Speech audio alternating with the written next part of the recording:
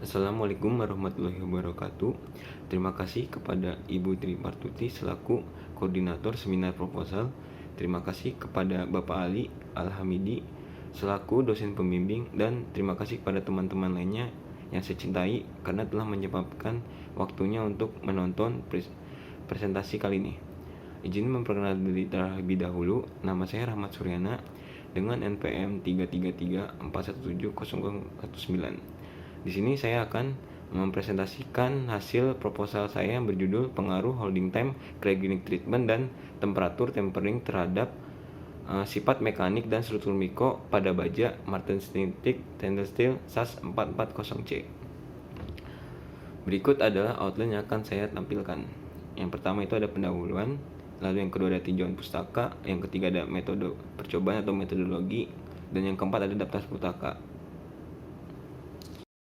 Yang pertama, pendahuluan. Adapun hal-hal yang melatar belakangi penelitian saya ini, itu yang pertama, menurut data dari International Stainless Steel Forum, pada tahun 2018, produksi baja tahan karat ini mencapai 50.729 metrik ton. Nah, penggunaan baja tahan karat ini di dunia itu semakin hari semakin meningkat dikarenakan sifat mekanik yang dapat menguntungkan, seperti ketahanannya terhadap korosi dan juga memiliki kekuatan yang tinggi. Lalu yang ketiga, si baja ini memiliki maintenance cost.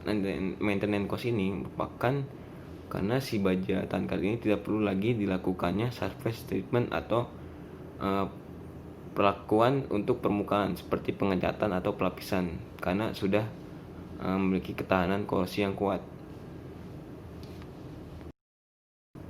Salah satu baja tahan karat ini yaitu adalah baja SAS 440C.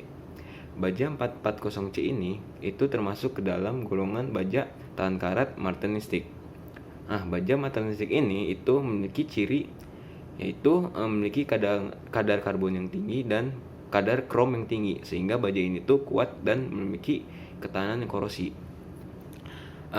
Salah satu aplikasi dari baja SAS ini itu terdapat pada bearing atau bantalan pada turbopem pada mesin pesawat. Nah, permasalahannya itu pada baja karbon tinggi itu memiliki efek, yaitu di mana turunnya suhu temperatur dari martensitic finish. Nah, martensitic finish ini itu berada di bawah suhu kamar, sehingga saat kita melakukan quenching pada suhu kamar itu masih terbentuk austenit sisa. Nah, efek dari austenit sisa ini yaitu mengurangi ketahanan terhadap kausan. Nah, salah satu solusi dari austenit sisa ini ialah dilakukannya proses cryogenik. Nah, cryogenik ini dilakukan pada temperatur yang dingin atau temperatur di bawah 0 derajat, sehingga baja tersebut akan mengembalikan austenit sisa tersebut menjadi martensitic, sehingga baja tersebut akan memiliki kenaikan sifat dari ketahanan aus dan juga sifat kekerasannya. Rumusan masalah ini terdapat dua. Yang pertama itu bagaimana pengaruh temperatur tempering serta temperatur tempering yang optimal pada baja SAS 440C setelah dilakukannya proses cryogenic treatment pada sifat mekanik dan struktur mikro. Lalu yang kedua, bagaimana pengaruh holding time serta holding time yang optimal pada proses cryogenic treatment terhadap sifat mekanik dan struktur mikro. Selanjutnya adalah tujuan penelitian. Adapun tujuan penelitian dari ini itu ada dua, yaitu yang pertama mengetahui pengaruh dari holding time dan menentukan holding time yang optimal pada proses cryogenic treatment pada baja SAS 440C. Lalu yang kedua itu adalah mengetahui pengaruh dari temperatur dan menentukan temperatur optimal pada proses tempering pada baja SAS 440C. Selanjutnya itu ada hipotesis penelitian. Nah, di sini hipotesis dari penelitian ini di mana pada pengaruh temperatur tempering itu semakin tinggi suhu temperatur tempering, maka kekerasan akan menurun, tetapi sifat dari kulutan akan meningkat. Lalu yang kedua ada cryogenic treatment. Adapun hipotesisnya itu holding time pada cryogenic treatment semakin lama dilakukannya holding time itu austenite sisa akan semakin berkurang dan sifat kekerasan dan kausan akan meningkat. Selanjutnya itu ada tinjauan pustaka. Yang pertama, baja martensitic stainless steel. Baja martensitic stainless steel itu memiliki struktur kristal BCT atau body center tetragonal. Baja tahan karat martensitic ini itu pada dasarnya adalah paduan tenor besi, kromium, dan karbon yang memiliki struktur kristal martensitic dalam kondisi mengeras. Kadar CR dalam stainless steel martensitic ini bervariasi dari 10,5% sampai dengan 18% dan kandungan karbon bisa lebih dari 1,2%. Nah, besarnya krom dan karbon ini diatur sedemikian rupa sehingga diperolehlah struktur martensitic. Baja tahan karat martensitic ini diaplikasikan ketika sifat ketahanan korrosi itu diperlukan dalam kondisi dengan kombinasi kekuatan yang tinggi pada suhu yang rendah atau ketahanan mulur pada suhu tinggi. Selanjutnya itu ada pada baja martensitic itu terdapat pada baja SAS 440C. SAS 440C ini itu dicirikan oleh ketahanan korosi yang baik di lingkungan yang korosif, ditambah dengan kekuatan dan kekerasan yang sangat tinggi ketika dalam kondisi mengeras atau temper. Baja ini digunakan untuk membuat alat potong, bantalan gelinding, dan juga bantalan bola. Adapun komposisi dari baja SAS ini dapat dilihat pada tabel. Di sini baja SAS itu terdiri dari persen karbon 0,95 sampai dengan 1,2. Lalu kadar Esi-nya itu maksimal 1%. Untuk kadar Mn-nya mangan itu maksimal 1%. Lalu untuk kadar fosfornya itu maksimal 0,04%.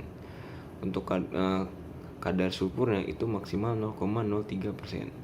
Sedangkan untuk kadar nikel itu maksimal 0,6%. Dan untuk kadar kromnya itu terdiri dari 16 sampai dengan 18%. Dan yang terakhir adalah molybdenum maksimal 0,75%. Selanjutnya itu ada proses heat treatment. Heat treatment atau perlakuan panas adalah salah satu proses untuk mengubah struktur logam dengan cara memanaskan logam di tungku atau furnace pada temperatur rekristalisasi atau temperatur austenite selama waktu tertentu sehingga akan terjadi perubahan struktur mikro dengan tujuan untuk memperoleh sifat-sifat logam yang diinginkan. Proses perlakuan panas ini terdiri dari 3 tahapan, dimulai dari pemanasan logam pada temperatur tertentu atau temperatur austenite, lalu dilakukan waktu penahanan atau holding time, dan kemudian didinginkan dengan media pendingin seperti air, udara, atau oli. Proses pemanasan ini dilakukan dengan menaikkan temperatur hingga mencapai temperatur kritis, yaitu A1. Pada temperatur kritis terjadi transformasi struktur mikro dari perit menjadi austenite. Selanjutnya adalah proses tempering. Proses tempering ini adalah proses pemanasan logam kembali setelah dilakukannya pendinginan cepat, yang dilakukan pemanasan pada temperatur tempering. Baja yang telah dilakukan pendinginan cepat akan bersifat rapuh dan getas. Maka melalui proses tempering ini, sifat rapuh dan getas tersebut akan menghilang, tetapi sifat dari kekuatan dan kekerasan akan menurun. Sedangkan sifat dari keuletan dan sifat ketangguhannya akan meningkat. Dapat dilihat grafik dari pengaruh suhu tempering pada kekerasan baja stainless steel, di mana semakin tinggi temperatur tempering maka akan menurunkan sifat kekerasannya. Selanjutnya adalah cryogenic treatment. Cryogenic treatment ini adalah proses kelanjutan dari perlakuan panas untuk menyelesaikan perawatan termal yang telah dilakukan pengolahan pada logam. Setelah bagian besi baja dipanaskan, struktur butiran baja tersebut dapat ditingkatkan dengan dilakukannya pendinginan bagian-bagian tersebut dengan suhu kryogenik atau suhu di bawah 0 derajat Celcius. Nah, kryogen ini memiliki kegunaan yaitu untuk mengatur kandungan austenite yang tertahan. Adapun cryogenic ini terbagi menjadi 2, yaitu ada shallow cryogenic treatment dan deep shallow cryogenic treatment. Pada shallow cryogenic treatment ini itu terdiri dari suhu minus 70 derajat Celcius sampai dengan minus 130 derajat Celcius. Lalu yang kedua ada deep cryogenic treatment yang memiliki suhu minus 130 derajat Celcius sampai dengan minus 180 derajat Celcius. Selanjutnya itu adalah austenit sisa. Austenit sisa adalah austenit yang tidak bertransformasi ke bentuk martensite selama proses pendinginan cepat. Perlu diperhatikan bahwa semakin banyak jumlah kadar austenit yang tersisa akan berefek kepada baja tersebut, yaitu ketahanan abrasi yang akan menurun dari sifat mekanisnya dikarenakan dengan austenit sisa ini akan mengalami tegangan dalam. Ketika austenit sisa bertransformasi menjadi martensite dan akan mengakibatkan keretakan akibat perubahan volume yang dihasilkan dari transformasi austenit sisa menjadi martensite yang dikarenakan atom karbon yang larut dalam martensite itu lebih kurang dari kelaratan karbonnya pada struktur alfa jauh lebih besar dari kelaratan karbon maksimum pada BCC. Atom karbon itu akan berdifusi keluar untuk mendapatkan keadaan yang lebih stabil. Dengan menaikkan temperatur martensite akan lebih mudah untuk berdekomposisi untuk mendapatkan keadaan yang lebih stabil menjadi martensite stamper melalui proses transformasi isotermal. Selanjutnya adalah metodologi penelitian. Berikut adalah diagram alir dari penelitian yang akan saya lakukan. Pertama-tama kita menyiapkan dulu materialnya, yaitu material magnetic stainless steel 440C. Setelah itu kita melakukan preparasi sampel. Nah, setelah dilakukannya preparasi sampel, kita melakukan uji karakterisasi terlebih dahulu, yaitu dengan menggunakan alat XRD. Selanjutnya, setelah kita melakukan preparasi sampel tersebut dilakukan proses austenisasi dengan temperatur 1040 derajat Celcius dengan waktu penahanan 30 menit. Selanjutnya dilakukanlah quenching dengan menggunakan media pendingin gas nitrogen dengan tekanan 3 bar. Setelah dilakukannya quenching, kita melakukan cryogenic treatment dengan 3 variabel holding time. Yang pertama selama 1 jam, kedua 3 jam, dan yang terakhir 5 jam. Nah, media pendingin dari cryogenic treatment ini adalah menggunakan liquid nitrogen. Setelah melakukan cryogenic treatment, kita melakukan proses tempering. Nah, di sini saya melakukan proses tempering dengan 3 variabel temperatur. Yang temperatur pertama itu ada 480 derajat Celcius, 510 derajat Celcius, dan 540 derajat Celcius. Setelah dilakukannya proses tersebut, dilakukanlah pengujian. Pengujian itu ada 3, ada pengujian kausan, pengujian kekerasan, dan metalografi. Pengujian kausan ini untuk dilihat seberapa kuat material tersebut terhadap gesekan.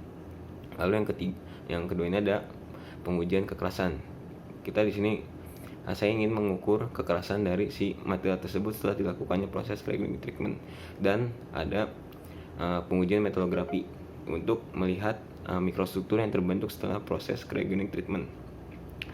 Selanjutnya dilakukan karakterisasi menggunakan pengujian XRD.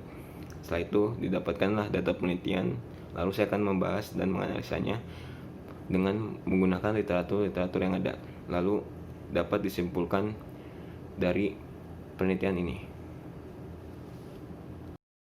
Selanjutnya adalah alat dan bahan yang akan saya gunakan. Pertama itu ada alat yang digunakan itu ada instrumen uji kausan, lalu yang kedua ada instrumen uji kekerasan, yang ketiga ada instrumen XRD, yang keempat mikroskop optik, yang kelima tangki N2 cair, dan yang keenam adalah vacuum furnace.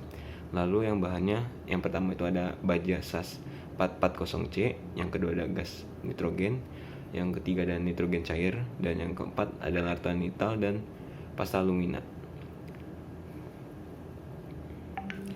Berikut adalah daftar pustaka yang saya gunakan. Kurang lebihnya mohon maaf. Assalamualaikum warahmatullahi wabarakatuh.